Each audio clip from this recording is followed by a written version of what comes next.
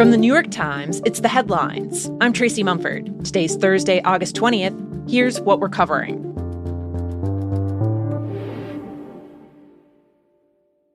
The U.S. national debt has now hit a record high, passing $40 trillion for the first time ever yesterday. About half of that is just interest payments to investors who have purchased American debt, pushing the country into a deep financial hole, which is only expected to get deeper.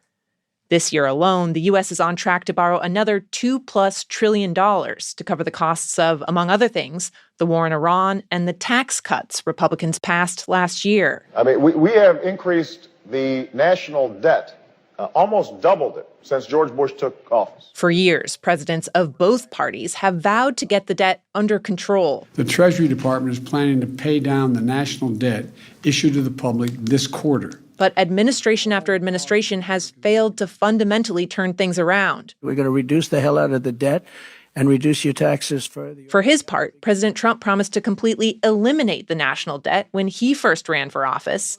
But since then, the debt has doubled, despite him rolling out initiatives he said would change that. DOGE delivered just a fraction of the cuts it promised, and the administration's plan to bring in money through new tariffs was derailed when the Supreme Court ruled that many of Trump's surcharges were illegal, ordering billions in refunds. Beyond that, costs for things like the military, Social Security, Medicare, and Medicaid continue to rise, with lawmakers reluctant to touch such sensitive topics. According to the head of a think tank, the Bipartisan Policy Center, that means the biggest ticket items in the budget are basically on autopilot, and that, quote, even in the rosiest scenarios, we're speeding toward a cliff and refusing to turn the wheel. While the U.S. is still the world's largest economy, experts say the mounting debt could hold long-term risks, like potentially eroding confidence in the dollar.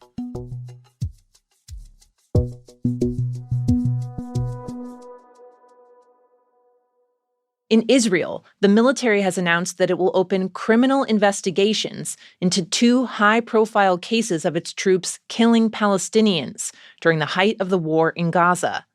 One of the cases the military police is taking up involves the deaths of the 5-year-old girl Hind Rajab and some of her family members, which drew international outrage and was turned into a feature film.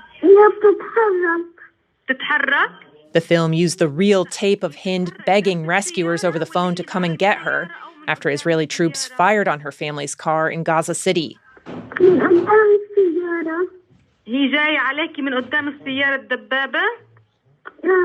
Despite a frantic effort to reach her, Hind was found dead nearly 2 weeks after the call, along with 2 paramedics who tried to get to her. The second case military police are now set to investigate involved Israeli forces fatally shooting 14 Palestinian medics and rescue workers in southern Gaza, as well as a UN employee who drove by after the others had already been shot. Both of these cases really stirred huge international attention, outrage, and condemnation, and, allegations of war crimes. My colleague Isabel Kirshner is based in Israel. So the Israeli military, they have a fact-finding mechanism, which is made up of professionals who are outside the regular chain of command. They've been investigating for years. I mean, the Hind Rajab killings were in January 2024. We're now 2.5 years on, and this fact-finding mechanism has basically just come to the point now in both these cases where it's saying, okay, we see enough grounds here for a criminal investigation. So in a way, this is just the beginning. And what we've seen in the past is that very, very few of these cases actually ever make it to criminal prosecution, and even less to an actual conviction. There's a group, Yesh Din, that has done analysis of military investigations and found that only about 2% ever end in a conviction.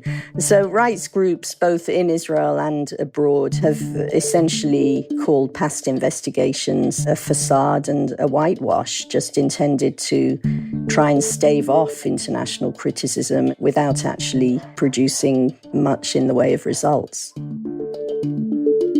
Isabel says the military also announced yesterday that it did not find grounds for criminal investigations into other high-profile cases, including the killing of 7 employees of the relief group World Central Kitchen.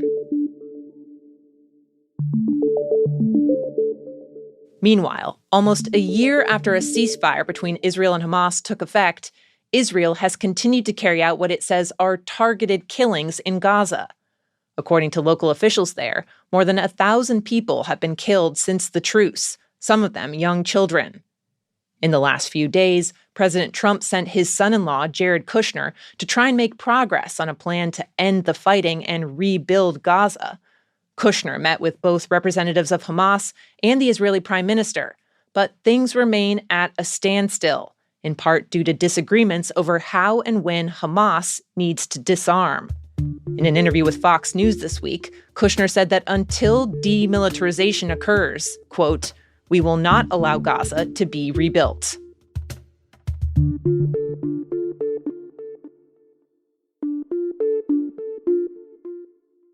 We don't know if this is going to be 7 years, 9 years, but there's a chance that you have an increased ability to be disease-free and for a potentially extended period of time. Yesterday, the pharmaceutical companies Merck and Moderna announced a significant step towards a potentially game-changing cancer treatment: cancer vaccines. The companies said that in a trial, their experimental vaccine allowed people with skin cancer, specifically high-risk melanoma, to live longer without their cancer coming back. The breakthrough relies on mRNA, the same technology that allowed for the rapid development of COVID vaccines. The way it works is that scientists sequence the DNA of a patient's tumor and find what are known as neoantigens, which teach the immune system to attack the cancer. Then, over the course of about 6 weeks, they use fast, flexible mRNA technology to create custom vaccines for each patient that are designed to help stop the cancer from recurring. One oncologist who was not involved in the trial said that this could, quote, help usher in a whole new wave of treatments, though experts caution that melanoma is traditionally more responsive to treatment than other cancers. While researchers have been interested in cancer vaccines for decades, those efforts have really picked up steam in recent years, in part thanks to investments in pharmaceutical production during the pandemic. As of last year, there were more than 60 cancer vaccines using mRNA or similar technology in development, including for lung, kidney, bladder, and pancreatic cancers.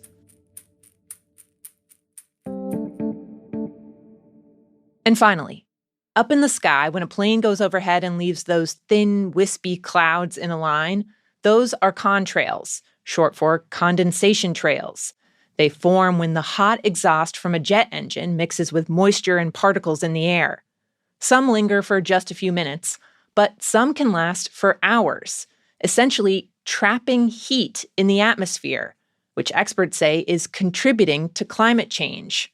According to one study, contrails are actually responsible for more than a third of the global warming caused by aviation. Now, the British government's launching an experiment to try and address that, the largest experiment of its kind. Over the next 2 years, it's going to make minor tweaks to some flight paths over one part of the Atlantic. Using weather data and AI analysis, it's going to help planes avoid humid stretches where they're more likely to produce long-lasting contrails. Experts acknowledge there could be a trade-off. Flying at lower altitudes, which some of the planes might be told to do, can require more fuel.